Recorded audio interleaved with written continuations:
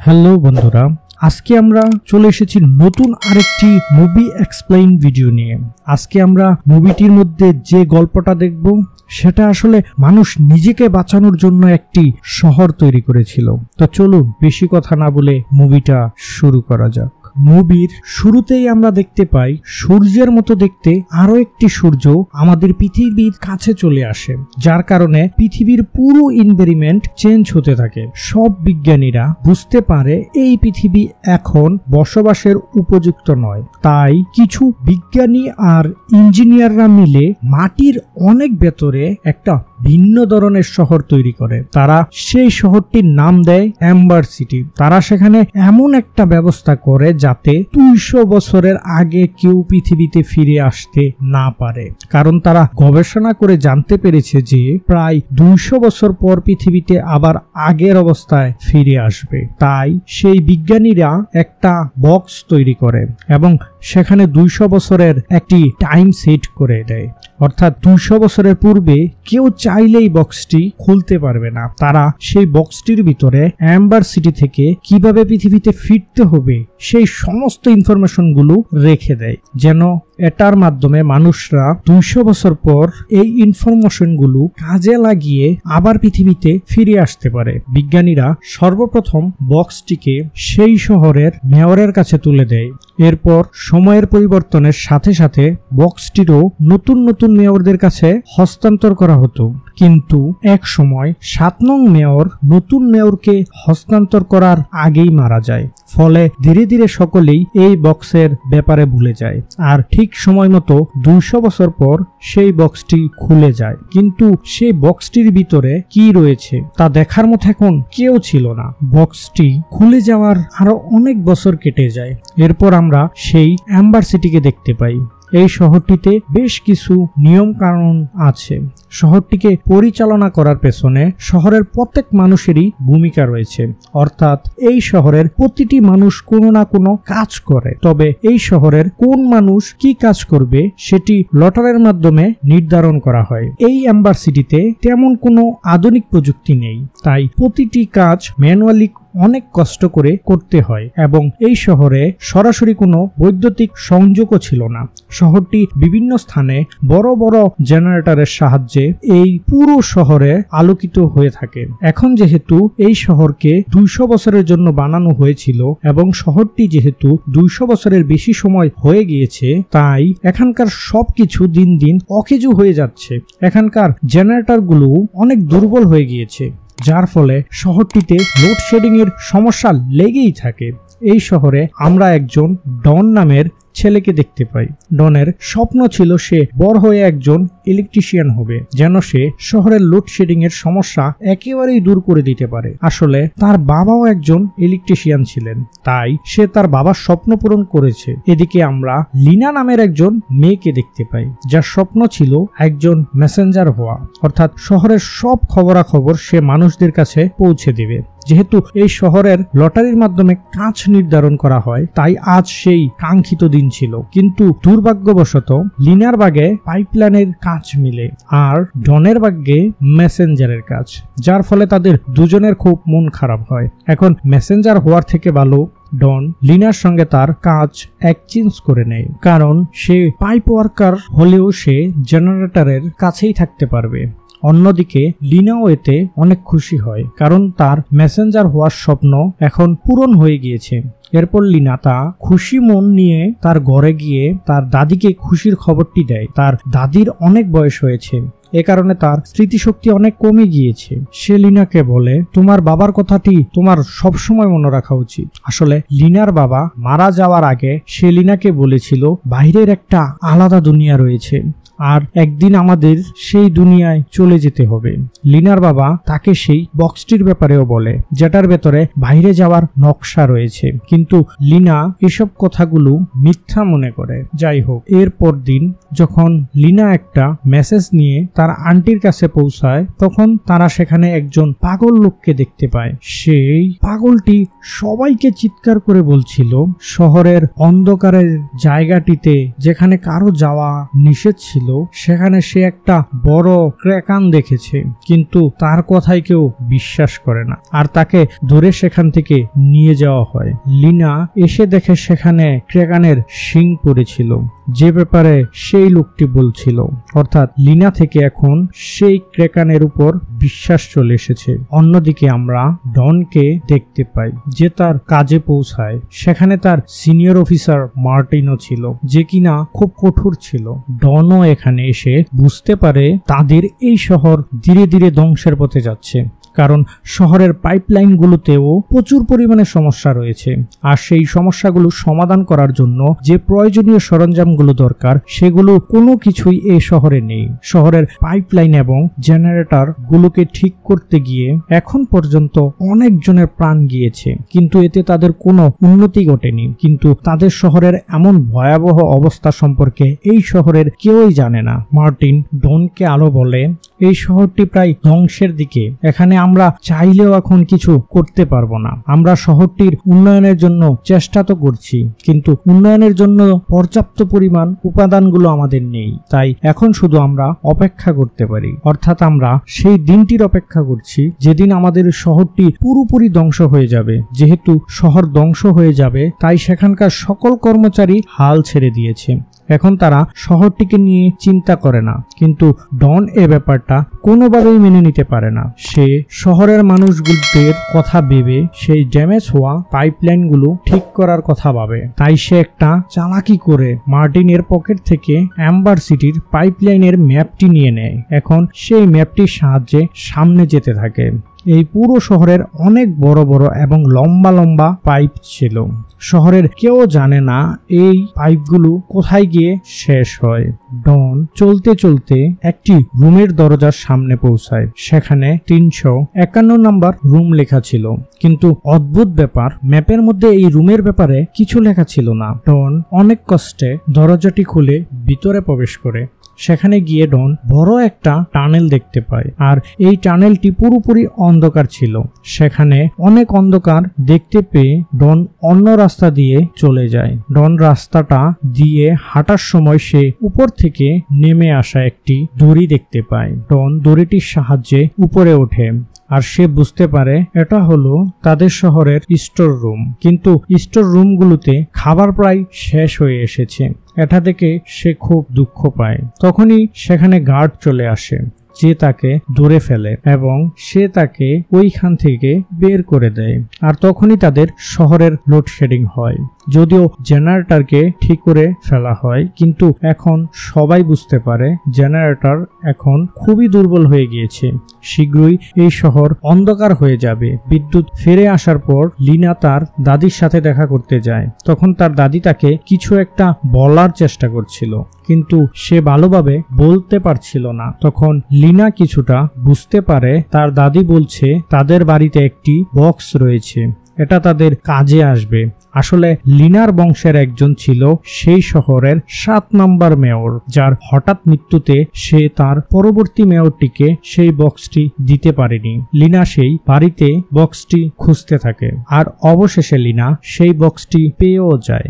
এখন লিনা এটা বুঝতে পারে না এই বক্সটি সাহায্যে কি করবে। এমনকি লিনার দাদি যেহেতু একজন বৃদ্ধ মানুষ ছিল, তাই সেও ভালোভাবে কিছু মনে করতে পারছিল না। এরপর লিনার কাছে একটা মেসেজ পৌঁছানোর জন্য কাজ আসে, আর এই মেসেজটি মেয়রের কাছে পৌঁছাতে হবে।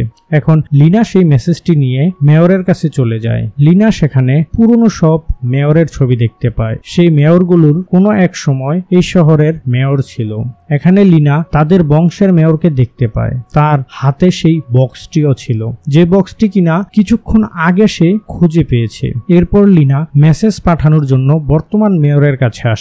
লিনা সেখানে লক্ষ্য করে লিনাকে দেখে সেই মেয়র ড্রয়ারের ভিতর কিছু একটা লুকোনোর চেষ্টা করছে। যাই হোক, মেয়রকে মেসেজ দিয়ে লিনা এরপর সেই ক্র্যাকানের শরীরের অংশটি ডনের সাথে শেয়ার করে। এখানে আমরা জানতে পারি লিনা এবং ডনের মধ্যে ভালো বন্ধুত্ব তৈরি হয়ে গিয়েছিল, তাই তারা একে অপরের সঙ্গে সবকিছু শেয়ার করত। ডন ক্রেকানের অংশটিকে দেখে বলে, এটা তো গুবরে পোকার শরীরের অংশ, কিন্তু গুবরে পোকা এত বড় কিভাবে হতে পারে? ডন এ ব্যাপারে তার বাবাকে জিজ্ঞাসা করে। তার বাবার কাছে এর কোনো জবাব ছিল না। তার বাবা তাকে এসব জিনিসের চক্করে পড়তে নিষেধ করে। অন্যদিকে শহরের সবাই টেনশনে ছিল, কারণ শহরের খাবার, ওষুধ সবকিছু সাপ্লাই শর্ট হয়ে গিয়েছে। এদিকে লিনা আসে, বক্সের রহস্য বোঝার চেষ্টা করে। লিনা সেই বক্সটির কথা ডনকেও বলে। এরপর তারা সেই বক্সের ভেতর একটা চিহ্ন দেখতে পায়, আর সেই বক্সের ভেতর কিছু টুকরো টুকরো কাগজ পড়েছিল। কাগজটিতে কিছু একটা লেখা ছিল এবং সেখানে একটা কাচের টুকরো পড়েছিল, আর সেই টুকরো টুকরো কাগজগুলো জোড়া লাগিয়ে তারা বুঝতে পারে এখানে অ্যাম্বার সিটি থেকে বের হওয়া সমস্ত ইনফরমেশন দেওয়া আছে। অর্থাৎ এটা হলো অ্যাম্বার সিটি থেকে বের হওয়ার রাস্তা, যেটা একটা টানেলের মধ্যে থেকে শুরু হয়, এবং সেখানে 351 নম্বর রুমটির ব্যাপারেও বলা ছিল। তাই লিনা আর ডন সেই রুমটির মধ্যে যায়। তখনই তারা সেখানে একজন ল্যাংড়া মানুষকে পালিয়ে যেতে দেখে। এরপর তারা সেখানে কিছু খাবারের প্যাকেট দেখতে পায়, যেগুলো কিনা অনেক দামি খাবার ছিল, আর এই খাবারগুলো অনেকদিন আগেই তাদের শহর থেকে শেষ হয়ে গিয়েছিল। তাই তাদের মনে প্রশ্ন জাগে, তাদের শহরের তো অল্প দামের খাবার পাওয়া যায় না, তাহলে এত দামি খাবার এখানে কিভাবে এলো? তখনই সেখানে সেই ক্রেকান চলে আসে। তাই তারা দুজনে পালিয়ে সেই স্টোর রুমটিতে চলে যায়। যখনই লিনা দেখে ডন যে হেলমেটটি পরেছিল সেটা তার বাবার, কারণ সেখানে তার বাবার নাম লেখা। তাই লিনা তার আন্টির কাছে এই ব্যাপারে জিজ্ঞাসা করে। তাকে তার বাবার ব্যাপারে একটি সিক্রেট বলে দেয়, যেটা সে এতদিন লিনাকে বলেনি। তোমার বাবার অনেক শখ ছিল এই শহর থেকে বের হওয়ার, আর তিনি বিশ্বাস করতেন এই শহরের বাইরেও একটা জগৎ আছে। তাই লিনার বাবা সবসময় সেই জগৎটি খোঁজ করত। সেই জগৎটা খুঁজতে গিয়েই লিনার বাবা পানিতে ডুবে মারা যায়, এবং সে এই কথাগুলো শোনার পর লিনা তার বাড়ির দিকে ফিরছিল। কিন্তু তখন সে লোপারকে দেখতে পায়, আর লোপার হলো সেই ব্যক্তি যে কিনা এই পুরো শহরের গার্ডের দায়িত্ব পালন করে। লোপারকে দেখে লিনা বুঝতে পারে টানেলের ভিতর সেই ল্যাংড়ানো ব্যক্তিটি লোপারই ছিল। এখন লিনার মনে অনেক সন্দেহ জাগে, তাই সে ডনকে নিয়ে আবার সেই স্থানটিতে পৌঁছায়। আর এবার তারা টানেলের অনেক ভিতরে গিয়ে দেখতে পায় এই শহরের মেয়র লোপারের সাহায্যে অনেক খাবার সংগ্রহ করে রেখেছে। এখানে শুধু তারা নিজেদের স্বার্থের জন্য সাধারণ মানুষদের বোকা বানিয়েছে। তখন তারা সেখানে কোনো মানুষের উপস্থিতি টের পায়, সেখান থেকে দূরে পালিয়ে যায়। তারা দুজন মিলে তখন লিনার বাড়িতে আসে, যেখানে তারা লিনার বাবার একটি পুরনো রেডিও খুঁজে পায়, যেখানে ডন তার বাবার আওয়াজও শুনতে পায়, এবং সে বুঝতে পারে লিনার বাবার সাথে তার বাবাও এখান থেকে বের হওয়ার মিশনে ছিল। ডন তার বাবার কাছে যায় এবং বলে, আমি জানি লিনার বাবার সাথে আপনিও ওনার মিশনে ছিলেন, আপনি এখান থেকে বের হতে চেয়েছিলেন, আমাদের যে অনুসন্ধান আবার করা উচিত। কিন্তু তার বাবা চায় না যে সে আবার মিশনে নামুক, কারণ এই মিশনের কারণেই লিনার বাবার মৃত্যু হয়েছে। অন্যদিকে লিনা মেয়রের স্বার্থপরতার কথা সবাইকে বলতে চাইছিল, কিন্তু মেয়রের লোকগুলো মেয়রের সাথে মিলেছিল। তাই তারা লিনাকে মেয়রের কাছে নিয়ে যায়। লিনা দেখে মেয়রের কাছে একটা ব্যাজ রয়েছে, যেখানে সেই কাচের টুকরোটির মতো একটা চিহ্ন রয়েছে। তখনই সেখানে লোডশেডিং হয়, আর এই সুযোগেই লিনা মেয়রের গলায় থাকা সেই ব্যাজটি নিয়ে সেখান থেকে পালিয়ে যায়। আর যখন তারা মেয়রের ব্যাজ সাথে সেই কাচের টুকরোটি মিলিয়ে ফেলে, তখন সেখানে একটা কমপ্লিট চিহ্ন তৈরি হয়। এটা জেনারেটর রুমের দরজায়ও ছিল। তারা মনে করে এটা হয়তো সেই জেনারেটর রুমের ছবি। অন্যদিকে শহরের মেয়র লিনা এবং ডনকে ক্রিমিনাল ঘোষণা করে দেয় এবং বলে যে তাদেরকে ধরতে পারবে তাকে পুরস্কৃত করা হবে। এদিকে লিনা লুকিয়ে তাদের বাড়িতে এসে তার ছোট বোনকে নিয়ে যায়। তারা সবাই জেনারেটর রুমের কাছে পৌঁছায়, কিন্তু দুজন অনেক চেষ্টা করেও সেই জেনারেটর রুমের লক খুলতে পারে না। তখনই লিনা ম্যাপটিকে চেক করে বুঝতে পারে জেনারেটরের কিছু চিহ্নের সাথে ম্যাপটির হুবহু হুবহু মিল রয়েছে। তখন তারা ম্যাপটিতে দেওয়া ক্লু অনুযায়ী একটা আলমারিকে সরায়। তখন তারা ভেতরে একটা রাস্তা দেখতে পায়, সেখানে অনেক আলমারি রাখা আছে। এরপর তারা পরের ক্লু অনুযায়ী সেখানে জাহাজের একটা স্টিয়ারিং হুইলকে ঘোরায়, আর সেটা ঘোরানোর সঙ্গে সঙ্গে সেখানে একটা সিক্রেট চেম্বার ওপেন হয়, যেটার ভিতরে একটা আলমারি চলে যায়। আর এরাও যখন চেম্বারটির একদম ভিতরে প্রবেশ করে তখন তারা দেখতে পায় তাদের সামনে একটা নদী বয়ে যাচ্ছে। আর তারা যেটাকে এতক্ষণ আলমারি ভেবেছিল, আসলে সেটা আলমারি ছিল না, বরং এক ধরনের নৌকা ছিল, যেটা এখান থেকে বের হওয়ার জন্য বানানো হয়েছে। দেখতে পায় সেই নৌকাটি একটি রোলারের কাছে গিয়ে ধ্বংস হয়ে গিয়েছে, আর এই রোলারের কারণেই লিনার বাবা মারা গিয়েছিল।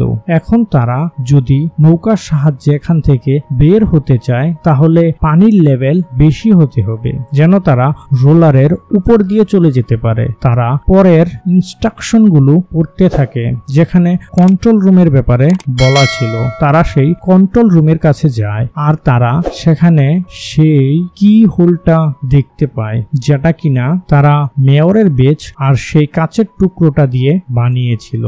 অর্থাৎ এটাই কন্ট্রোল রুমের চাবি। তারা সেই চাবির সাহায্যে কন্ট্রোল রুমে প্রবেশ করে, আর তারা দেখে বাইরের যত মেকানিজম আছে সেটা এখান থেকে কন্ট্রোল করা যেতে পারে। এরপর তারা পরের ইনস্ট্রাকশন ফলো করে, সেখানে একটা সুইচ অন করে দেয়। তখন বাইরে যে বড় রোলারটি ছিল সেটি উল্টো ঘুরতে শুরু করে, যার ফলে পানির লেভেল দ্রুত গতিতে বাড়তে শুরু করে। কিন্তু রোলার চলতে চলতে হঠাৎই থেমে যায়। তারা এখন যে সুইচটি অন করছিল তাদের শহরের ইলেকট্রিসিটি পাওয়ার অনেক গুণ বেড়ে যায়, যার ফলে শহরের সব লাইটগুলো ফাটতে শুরু করে, যার ফলে তাদের পুরো শহরটিতে এখন পানি প্রবেশ করা শুরু করেছে। এই দৃশ্য দেখে মেয়র মনে করে আজই হয়তো তাদের শহর ধ্বংস হয়ে যাবে।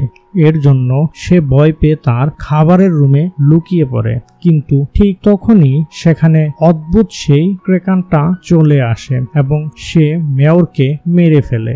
অন্যদিকে ডনের কাছে মার্টিন পৌঁছে গিয়েছে এবং সেই ডনের সঙ্গে এগুলো ঠিক করছিল। সেই মেশিনটিকে কন্ট্রোল তো আনতে পারে, কিন্তু সেটা এমন ভাবে কন্ট্রোল হয় যে যতক্ষণ সেটাকে ধরে রাখবে ততক্ষণ পানির স্রোত বন্ধ থাকে। অনেক সময় চলে যাওয়ার পর মার্টিনের শরীরে আর কোনো শক্তি ছিল না, তাই ধীরে ধীরে পানির স্রোত আবারও বাড়তে থাকে। পরিস্থিতি ভয়াবহ দেখে ডন লিনাকে নিয়ে সেখান থেকে চলে যেতে চায়, এমনকি সে মার্টিনকেও তাদের সাথে যেতে বলে, কিন্তু মার্টিন তার কথা রাজি হয় না। এরপর তারা তিনজন একটি নৌকার উপর উঠে বসে, আর যখন সেখানে পানির একটা বড় স্রোত আসে তখন তারা স্রোতের সাহায্যে সেই রোলারটিকে পার করে ফেলে। তারা নৌকা দিয়ে অদ্ভুত কিছু জায়গা পার করছিল। এরপর তারা একটা টানেলের ভিতর দিয়ে একটা বিশাল স্লাইডে পৌঁছায়। তারা সেই স্লাইডটির মাধ্যমে নিচে নেমে আসে। তখন তারা দেখতে পায় তারা এখন এমন একটা জায়গায় পৌঁছে গিয়েছে যেখানে দূর থেকে তারা একটি আলো দেখতে পাচ্ছে, যেখানে যাওয়ার জন্য অনেক লম্বা সিঁড়ি রয়েছে। তারা এই সিঁড়িগুলোকে পার করে তারা সেই জায়গায় পৌঁছে যায়, কিন্তু সেখানে তারা সবকিছু অন্ধকার দেখতে পায়। তারা বুঝতে পারে এই জায়গাটি লাইফ রেস, আর নতুন জায়গার সন্ধান করে তারা সময় নষ্ট করেছে। কিন্তু এর কিছুক্ষণ পর আকাশে সূর্য ওঠে, আর এরা দেখতে পায় সব জায়গা সবুজ গাছপালা। আসলে 2 বছরের মধ্যে পৃথিবী পুরোপুরি ঠিক হয়ে গিয়েছে, আর এরা বুঝতে পারে তারা অবশেষে পৃথিবীতে পৌঁছে গিয়েছে। তারা পৃথিবীর সৌন্দর্য উপভোগ করতে থাকে। তখন তারা একটা পাখিকে দেখতে পারে। তারা পাখিটির পিছু করে সামনে যেতেই তারা খুবই গভীর একটা গর্ত দেখতে পায়, আর সেই গর্তটির দিয়ে তারা পুরো এম্বার সিটিকে দেখতে পারছিল। এরপর তারা তাদের লেখা একটি চিঠি একটি পাথরের সঙ্গে বেঁধে সেই গর্তের মাধ্যমে এম্বার সিটিতে পাঠিয়ে দেয়, যাতে করে এম্বার সিটির মানুষরা এই নতুন পৃথিবী সম্পর্কে জানতে পারে, আর চিঠিতে দেওয়া ম্যাপের সাহায্যে তারা এই পৃথিবীতে চলে আসতে পারে। আর সৌভাগ্যক্রমে ডনের বাবা সেই চিঠিটি কুড়িয়ে পায়, যার ফলে সে বুঝতে পারে পৃথিবীতে ডন আর লিনা পৌঁছে গিয়েছে। অর্থাৎ এম্বার সিটির সমস্ত লোক যারা কিনা 200 বছর ধরে পৃথিবীর গভীরতায় বসবাস করছিল, তারাও এখন বাইরে বের হতে পারবে। আর এর সাথে সাথেই মুভিটি এইখানেই সমাপ্ত হয়।